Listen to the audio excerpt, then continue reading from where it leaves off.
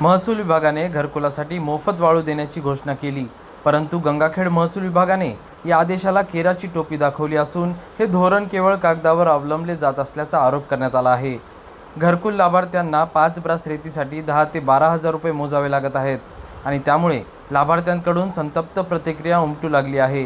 प्रशासनाकडून घरकुल लाभार्थ्यांची लूट केली जात आहे असा आरोप देखील केला जातोय। मागील 1.5 ते 2 वर्षापासून अनेक जण खरेदी मिळत नसल्याने घरकुलापासून वंचित आहेत। याकडे प्रशासनाने लक्ष देऊन योग्य ती पावलं उचलणं गरजेचं बनलं आहे। प्रतिनिधी राजकुमार मुंडे, DLP न्यूज, गंगाखेड। शासनाची वाळू आम्हाला दिले आणि 5,000 रॉयल्टी घेतली आणि 6,000 रुपये भाडं घेतलं। शासनाची तर फ्री होती, मग हे पैसे कशामुळे घेतले शासनानं हे आम्हाला कळवावे। कोणाकडे पैसे भरले तुम्ही? धक्क्यावर रॉयल्टीवाल्याकडे 5,000 रुपये दिले आणि 6,000 रुपये गाडी भाड्यावाल्याला दिले। टोटल एकूण असे 11,000 रुपयाला आम्हाला दिली। शासन तर म्हणते फ्री होती। किती ब्रास रेती मिळाली? 4 ते 5 ब्रास। तुम्ही घरकुल लाभार्थी आहेत का? हो, काय तुम्हाला रेती मिळाली का शासनाची? मिळाली। काय किती खर्च आला? 10,500। 10,500। कशासाठी लागले 10,500 रुपये?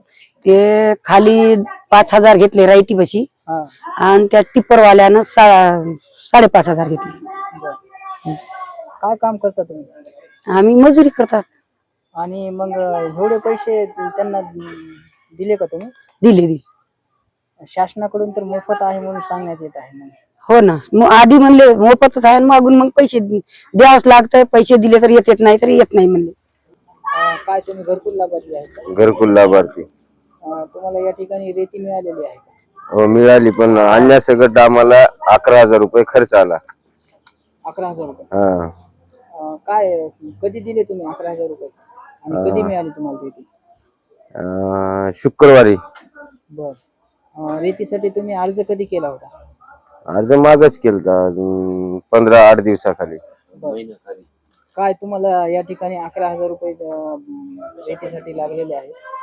कोणाकडे 11,000 रुपये भरण्यात? ते रॉयल्टी जवळ कोण माणूस बसलेला होता, तिथं जमा केले 5,000 आणि आणायचा भाडा 5,500।